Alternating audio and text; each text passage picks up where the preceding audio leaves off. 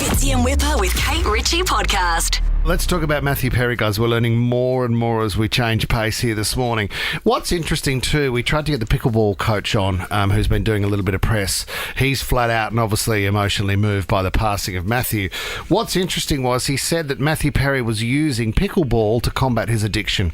So it was a fantastic distraction for him. So pickleball, can you explain what pickleball is? A small game of a cross between tennis, like short court tennis, but you use a bat, so it's almost like a cross between... Is it up against a wall? No.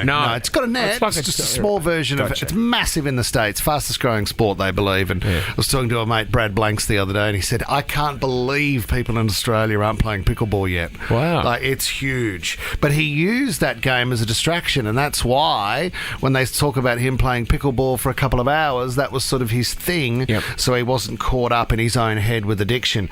I've never experienced addiction. I've been lucky enough to never have that, but I know it does hit a lot of people, and alcoholism as a disease is very confronting to think about, that you would have that need where you can't do anything without that. I think that's a really, really scary place to play. A lot of people say that it is something that you are born with. You are born with that physical disease, that your body... needs alcohol, right? And you can't say no to it. And there's a lot of people that I know, it's not until you get a bit older that you go, a lot of people that you meet that you go, okay, I understand now. They don't know when to stop. Like, you know, with booze, there's always been a point where, you know, a lot of people can go, okay, I've had probably a few too many. I might settle down. But there's always... I've got a mate like that where I'll say to him, did you not know that was enough? And this is sort of different to alcoholism. It's more of a drinking problem, but not so much alcoholism. And he says, I never consider what the next glass will do. No. And I go, oh, my God. And then they wake up the next day and can't remember what they did. Dangerous frame of mind. Anyway, interesting to hear and learn a little bit more about addiction. And this was Matthew Perry talking about his alcoholism and the battle that he has. And alcoholism did not care that I was on Friends, and alcoholism did not care about any of that. Alcoholism wants you alone, it wants you sick, and then it wants to kill you. In the book, I compare it to the Joker, because the Joker just wants to see the whole world burn, and so does alcoholism and addiction. And it took over decades of my life, and I pray to you, if you worry that you're having this problem, or you know somebody that is, raise your hand, find somebody who's smarter than you about this, and talk to them, and be honest about it, because there are people that will help you, and get their help. It doesn't go away. It never goes away. The one thing the sad thing about Matthew Perry, he tried so many times. I read an article the other day that he and his family spent $22 million in rehab centres. Oh my God. And he went 15 different times. Yeah, right. Now that's not just for a week. No. Some of those he's in there for 6 months to a year.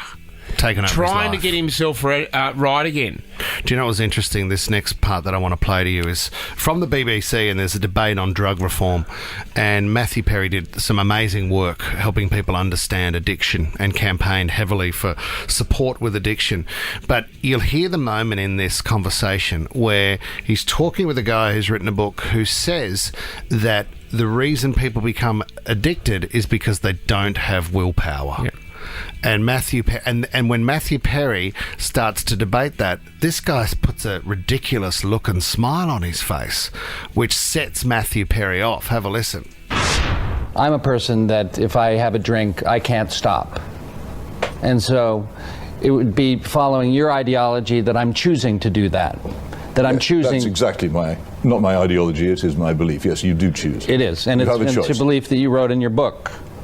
Correct. You have a choice. People constantly stop both drinking and taking drugs. You're just a person who's talking who's wrong. If willpower were not involved, then how would that happen? It's an effort of will on your part not to do it now, isn't it? I'm in control of the first drink, and so I do all these things to protect myself from not having the first drink. Sure.